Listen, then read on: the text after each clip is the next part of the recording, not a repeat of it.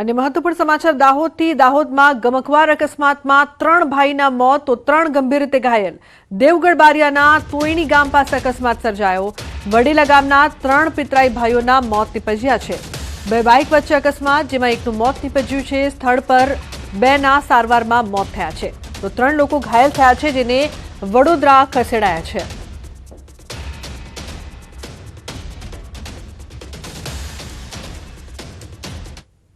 ખેડાના express highway પર અકસ્માતની ઘટનામાં 3 લોકોના મોત નીપજ્યા છે। નડિયાદના બિલોદરા બ્રિજ પાસે બનાવ। કાર અને ટ્રક વચ્ચે થયો હતો ગમખ્વાર અકસ્માત। કારમાં 5 લોકો સવાર હતા। ટાયર ફાટતા અકસ્માત થયો છે। કારનું ટાયર ફાટતા કાર ડિવાઈડર કૂદીને સામેથી આવતી ટ્રક સાથે અથડાઈ હતી। આ બનાવમાં એક મહિલા સહિત 2 પુરુષોના મોત થયા છે।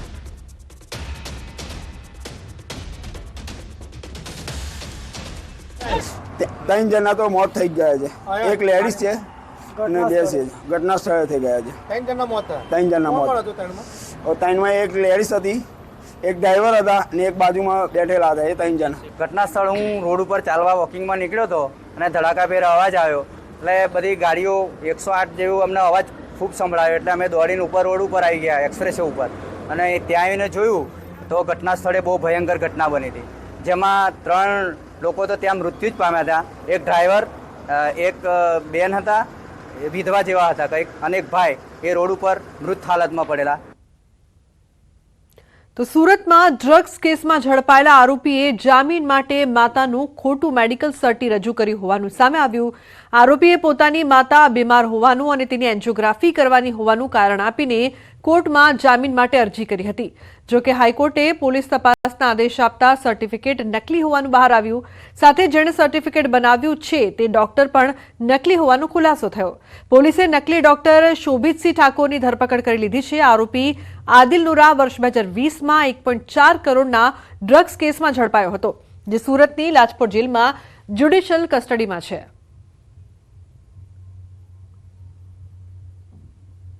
હાઈકોર્ટમાં એની માતા મુનીરા સલીમ નુરાનીનું અર્જન્ટ એન્જિયોગ્રાફી કરાવવા માટે એક ડૉક્ટરી સર્ટી મોકલેલ હતું, જે ડૉક્ટરી સર્ટી ડૉક્ટર શોભિતસિંહ મહિપાલસિંહ ઠાકુરનાઓએ લખી આપેલ હતું। એ ડૉક્ટરી સર્ટીમાં ડૉક્ટર દિલીપ કે તડવી MBBS MDનું રજિસ્ટર નંબરવાળું સર્ટી મોકલેલ હતું। આ સર્ટી એને હાઈકોર્ટમાં જામીન માટે મૂકતા એની તપાસ કરવા માટે હાઈકોર્ટે અમને સૂચન કરેલ, જેની તપાસ કરતાં એવું જાણવા મળેલ ડૉક્ટર દિલીપ તડવીનો સંપર્ક કર્યો। દિલીપ તડવીએ આ સર્ટી બનાવી આપેલ નથી, તો સુબોધસિંહનો સંપર્ક કરતાં સુબોધસિંહ પાસેથી એની પૂછપરછ કરતાં એવું જાણવા મળ્યું કે આ સુબોધસિંહે દિલીપની ખોટા સહી સિક્કાવાળી બનાવટી સહીઓ બનાવી અને આ સર્ટી આદિલ નુરાનીને આપેલ। તો અમદાવાદ ઝોનની FRC કમિટી શાળાઓ સામે એક્શન મોડમાં આવી ગઈ છે। FRCએ નક્કી કરેલી ફી કરતાં વધુ ફી ઉઘરાવતી સેટેલાઇટની વિદ્યાનગર શાળાને 2 લાખનો દંડ ફટકારાયો છે, જેમાં અંગ્રેજી માધ્યમમાં 1 લાખનો અને ગુજરાતી માધ્યમમાં 1 લાખનો દંડ ફટકારાયો છે। FRC કમિટીએ ફરિયાદ બાદ હિયરિંગમાં શાળાના ટ્રસ્ટીઓને હાજર રાખ્યા હતા, જેમાં વધારાની ફી 15 દિવસમાં વિદ્યાર્થીઓના બેંક એકાઉન્ટમાં જમા કરવાની સૂચના અપાઈ છે। શાળાએ જે રીતે પ્રોવિઝનલ માટે જે મંજૂરી માટે મૂકેલી હતી FRC કમિટીમાં દરખાસ્ત કરેલી હતી, એ દરખાસ્તનો અભ્યાસ કરતાં તેમાં કમિટીએ એની જે પ્રોવિઝનલ ફી મંજૂર કરવાની થાય છે એમાં 40%નો ઘટાડો કર્યો છે। એટલે લગભગ 39,000 જેટલી ફી હતી, એની 22,000 આજુબાજુની ફી થઈ ગઈ છે। એ પ્રકારનું અત્યારે ઓર્ડર થયા છે।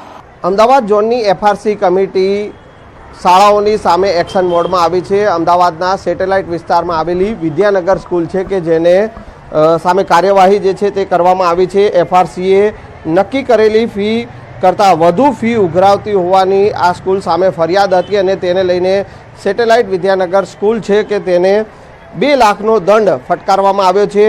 શાળાના ટ્રસ્ટીઓ પણ આ હિયરિંગમાં હાજર રહ્યા હતા અને હિયરિંગ બાદ વિદ્યાર્થીઓ પાસેથી ઉઘરાવેલી ફી જે છે તે પરત કરવાનો આદેશ જે છે તે આ સ્કૂલને કરવામાં આવ્યો છે।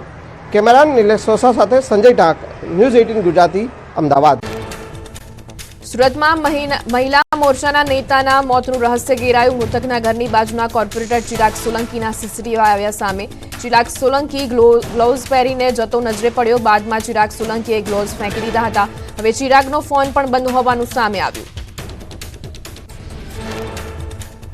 સુરતમાં એનજીઓ ચલાવતી મહિલા સાથે રૂપિયા 16 લાખની ઠગાઈ. હ્યુમન એન્ડ નેચરલ ડેવલપમેન્ટ ફાઉન્ડેશનના સંચાલકે ઠગાઈ કર્યાની ફરિયાદ નોંધાઈ. 2017માં લીધેલા પૈસા હજુ સુધી પરત ના અપાયાનો આરોપ. પૈસા પરત માંગતા સંચાલક ફરાર થયાનો દાવો. ખ્યાતિકાંડ કેસમાં ફરાર ડોક્ટર સંજય પટોડિયાની ધરપકડ. સંજય પટોડિયા ખ્યાતિ હોસ્પિટલમાં ડિરેક્ટર હતો. અત્યાર સુધીમાં કુલ 7 આરોપી પકડાયા. હજુ 2 આરોપી કાર્તિક પટેલ અને રાજશ્રી કોઠારી પોલીસ પકડથી દૂર. રાજકોટના ધોરાજીમાં યુવાનનો મૃતદેહ મળતા ચકચાર. નાની પરબડી ગામે સીમ વિસ્તારમાં મંદિર પાસે યુવકનો મૃતદેહ મળ્યો. મૃતકને ફાંસો આપી હત્યા કરાયા બાદ મૃતદેહને મંદિર પાસે મુકાયાનો આક્ષેપ. પોલીસે તપાસ હાથ ધરી. પાટીદાર અગ્રણીઓનો વિવાદ વધુ વકરી શકે. સસ્પેન્ડેડ પીઆઈ સંજય પાદરિયા સરદારધામના ઉપપ્રમુખ જયંતિ સરધારા સામે ફરિયાદ નોંધાવશે. અગાઉ મારામારીની ઘટના બન્યા બાદ જયંતિ સરધારાએ પીએમ પાદરિયા સામે નોંધાવી છે ફરિયાદ. ડ્રાય સ્ટેટમાં નશો કરનારા હવે ચેતી જજો. સુરત એસઓજીએ વસાવ્યું portable mobile drug scanning and detection machine. લાળના સેમ્પલથી 30 સેકન્ડથી લઈને 1 મિનિટમાં જાણી શકાશે વ્યક્તિ નશો કર્યો છે કે નહીં. 25 થી 31 ડિસેમ્બર સુધી સુરત પોલીસ ચલાવશે ડ્રાઈવ. રાજ્યમાં કૌભાંડીઓનો રાફડો ફાટ્યો. મહેસાણાના કડીમાં શિક્ષક દંપતી નફો આપવાની લાલચે કરોડોની છેતરપિંડી આચરી. દંપતી અને તેના બનવી સામે 8 કરોડની છેતરપિંડી કર્યાની ફરિયાદ. ગિફ્ટ સિટીમાં જમીન ખરીદવાની સ્કીમ આપી પૈસા પડાવ્યાનો આરોપ. ગાંધીનગર, સતલાસણા, વિજાપુરમાં જમીન હોવાનું તપાસમાં ખુલ્યું. ફરિયાદીએ 4 લાખનું રોકાણ કરતા પહેલા 72,000નો નફો આપ્યો હતો. ફરિયાદીને વિશ્વાસમાં લઈ 8.58 કરોડ પડાવી વળતર ના આપતા નોંધાઈ ફરિયાદ. આરોપીએ 50થી વધુ લોકો પાસેથી 100 થી 125 કરોડ લીધા હોવાનું ફરિયાદમાં ઉલ્લેખ. ફરિયાદ નોંધાતા દંપતી ફરાર. લગ્નસરામાં વડોદરા મનપા આપી રહી છે ઓછા ખર્ચામાં વધુ સુવિધા. શહેરમાં હાલ વીએમસીના 14 અતિથિ ગૃહ કાર્યરત. 7,500 થી લઈ 33,000 સુધીની કિંમતમાં સુંદર હોલ, લોન, વરવધુ માટે રૂમ સહિતની મળશે સુવિધા. માર્ચ 2025 સુધી વીએમસીના અતિથિ ગૃહ માટે 313 શુભ પ્રસંગો માટે કરાયું છે એડવાન્સ બુકિંગ. અશુભ પ્રસંગમાં વીએમસી 50% રાહતે આપે છે હોલની સુવિધા.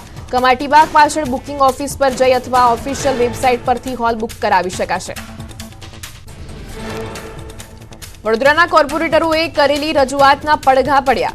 કોર્પોરેશનની કામગીરીમાં નિષ્કાળજી રાખનાર અધિકારીઓ અને કર્મચારીને નોટિસ અપાશે. સ્મશાન, સ્ટ્રીટ લાઇટ, તળાવો સ્વચ્છતા અંગે કમિશનરની રિવ્યુ બેઠકમાં ચર્ચા કરાઈ. અમદાવાદમાં એફઆરસીએ નક્કી કરેલી ફી કરતા વધુ ફી ઉઘરાવતી શાળાઓ સામે કાર્યવાહી. સેટેલાઇટની વિદ્યાનગર શાળાને 2 લાખનો દંડ. વધારાની ફી 15 દિવસમાં વિદ્યાર્થીઓના બેંક એકાઉન્ટમાં જમા કરાવવાની સૂચના અપાઈ. ઊંઝા એપીએમસી ચૂંટણી માટે આજે ઉમેદવારી પત્રક ભરાશે. 16 ડિસેમ્બરે ચૂંટણી, 17 ડિસેમ્બરે મતગણતરી, 9 ડિસેમ્બરે ઉમેદવારી ફોર્મ ખેંચવાની તારીખ. ખેડૂત વિભાગના 261, વેપારી વિભાગના 805, સહકારી ખરીદ વેચાણ મંડળી 40 મળી કુલ 1,106 મતદારો કરશે મતદાન. ઊંઝા એપીએમસી માટે ખેડૂત વિભાગની 10, વેપારી વિભાગની 4, ખરીદ વેચાણ મંડળીની 1 બેઠક માટે ભરાશે ઉમેદવારી પત્રકો. ઊંઝા ભાજપના 3 જૂથો એપીએમસીમાં સત્તા હાંસલ કરવા મેદાને. અમદાવાદના મણિનગરમાં પરંપરા મુજબ બહુચરાજીએ વલ્લભ ભટ્ટની લાજ રાખી. બહુચર માતાજીના મંદિરમાં ભક્તોએ ભર શિયાળે રસ રોટીનો પ્રસાદ લીધો. માન્યતા પ્રમાણે વલ્લભ ભટ્ટની લાજ રાખવા સ્વયં બહુચર માતાજીએ લોકોને રસ રોટીનું જમણ કરાવ્યું હતું. કચ્છના પ્રવાસન ક્ષેત્રોને હવે જીએસઆરટીસીની મજબૂત કનેક્ટિવિટી મળશે. અમદાવાદ બાદ હવે ધોરડોથી નારાયણ સરોવર, ધોરડોથી માતાના મઢ, ધોરડોથી માંડવી અને ધોરડોથી ધોળાવીરાની બસ શરૂ કરવામાં આવી. જૂનાગઢમાં આવેલા સક્કરબાગ પ્રાણી સંગ્રહાલયમાં પશુ પક્ષીઓને કડકડતી ઠંડીમાંથી મળશે રાહત. ગ્રીન નેટ ઉપરાંત હીટર, લેમ્પ અને ઘાસના આસનો બનાવાયા. Ahmedabad international book festival national books ટ્રસ્ટની મોબાઈલ બસ બની આકર્ષણનું કેન્દ્ર. બસમાં પ્રવેશતા જ મળે છે પુસ્તકોનો અનમોલ ખજાનો. પુસ્તકોની ખરીદી પર આપવામાં આવે છે ખાસ discount. Sports authority of Gujarat દ્વારા ખેલ મહાકુંભ 3.0નું આયોજન. 5 તારીખથી શરૂ થશે રજીસ્ટ્રેશન. 25 તારીખ સુધી ખેલ મહાકુંભ માટે કરાવી શકાશે રજીસ્ટ્રેશન. રાજકોટમાં બનશે માં ઉમિયાનું ભવ્ય મંદિર. કડવા પાટીદારના કુળદેવી માં ઉમિયા માતાજીના મંદિરનું 13 તારીખે સીએમ કરશે ખાતમુહૂર્ત.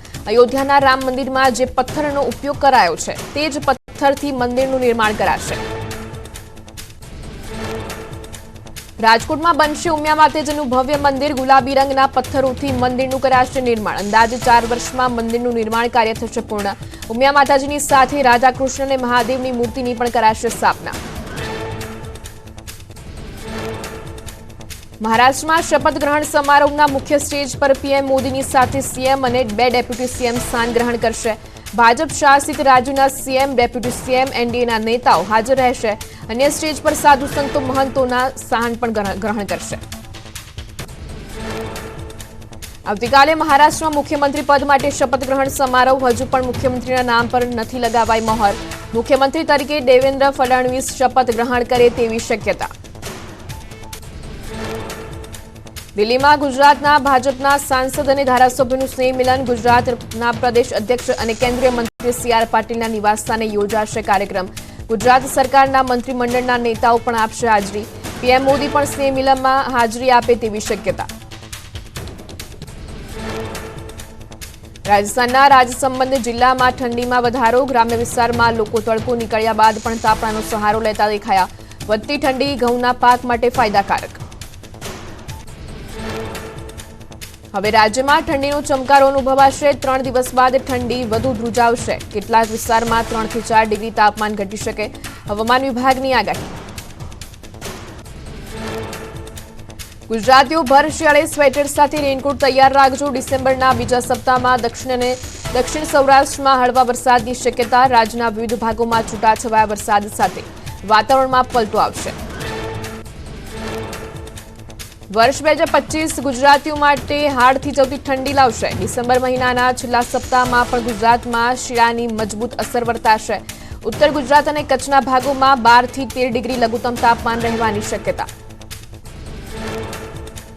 કાશ્મીરના કિશ્તવાડમાં મોસમની પ્રથમ હિમવર્ષા. હિમાચલના કિન્નૌર, કુલ્લુ, લાહૌલ સ્પીતિ, કાંગડા અને ચંબામાં આગામી 24 કલાક હિમવર્ષાની આગાહી. શ્રીનગરમાં પારો ઘટવાને કારણે દલ સરોવર પણ ધુમ્મસ જોવા મળ્યું. પહાડોમાં હિમવર્ષાના કારણે મધ્યપ્રદેશ, ઉત્તર પ્રદેશ અને રાજસ્થાનના અનેક જિલ્લાઓમાં ઠંડી વધી. મધ્યપ્રદેશના 10, રાજસ્થાનના 8, ઉત્તર પ્રદેશના 2 અને છત્તીસગઢના 2 શહેરમાં પારો 10 ડિગ્રી નીચે નોંધાયો. પ્રદૂષણના વાદળોમાં ઘેરાયો તાજમહેલ. પ્રદૂષણનો ધુમ્મસ છવાતા તાજમહેલની ચોતરફ જાણે વાદળ ઉતરી આવ્યા હોય તેવા દ્રશ્યો સર્જાયા. ઠંડીના આગમન અને ઉત્તર પશ્ચિમ હવાઓના કારણે સર્જાય છે પ્રદૂષણની સ્થિતિ. પ્રદૂષિત નગરી દિલ્હીનો આકાશી નજારો. બરપુલ્લા બ્રિજ પર ધુમ્મસની ચાદર જોવા મળી. ઇમારતો પ્રદૂષણના ધુમ્મસમાં ઝાંખી પડી હોય તેવા દ્રશ્યો સર્જાયા. વધતું પ્રદૂષણ દિલ્હીવાસીઓના સ્વાસ્થ્ય પર સંકટ સમાન. રાજકોટમાં વકર્યો રોગચાળો. ગત સપ્તાહમાં મનપાના ચોપડે નોંધાયા ડેન્ગ્યુના 1, મેલેરિયાના 2 અને ચિકનગુનિયાના 8 કેસ. શરદી, ઉધરસ, તાવના 2500 કેસ નોંધાયા. ઠંડી શરૂ થતાં જ રોગચાળો વકરતા ઠંડીથી બચવા ગાઈડલાઈન જાહેર કરાઈ. જમ્મુ કાશ્મીરના ડોડામાં હિમવર્ષાનો સુંદર નજારો સામે આવ્યો. ચોતરફ બરફની ચાદરમાં ઢંકાયેલા પર્વતોનો આહલાદક નજારો. જમ્મુ કાશ્મીરના પ્રવાસે આવતા પર્યટકોમાં ઉત્સાહ.